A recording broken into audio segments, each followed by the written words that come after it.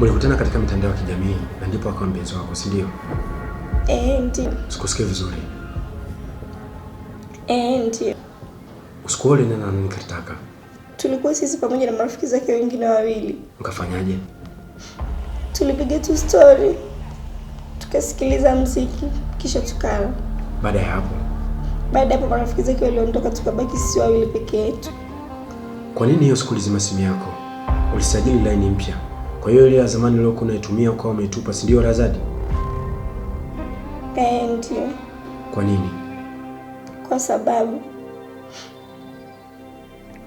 siku ile nilitoroka nyumbani.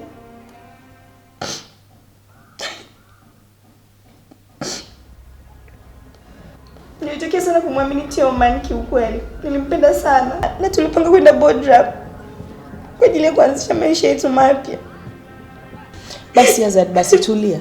Samani, unaweza kumpatia mapumziko? Kwa nini apate mapumziko wakati ndio tumeanza mahojiano sasa hivi? Anywe maji atatulia. Na baada ya hapo tutaendelea.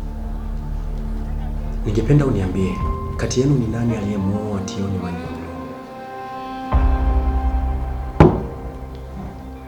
Hakuna aliyemuoa. Aliteleza mwenye bahati mbaya akajipigiza katika sehemu ya moto, hivyo hakuna aliyemsukuma.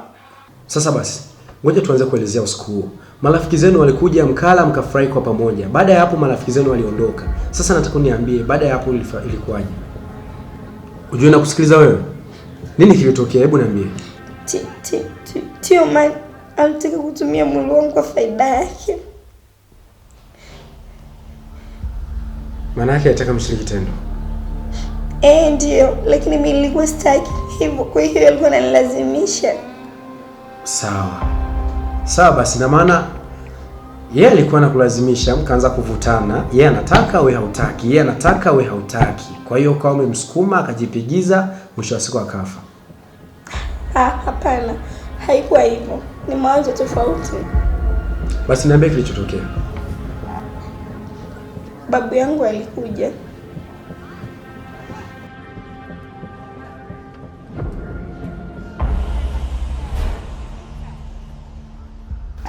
Wewe binti sasa nisikilize na kuonea huruma alafu wewe unadanganya. Mimi sidanganyi kwa sababu vitu vipo katika kompyuta. Kompyuta gani tena?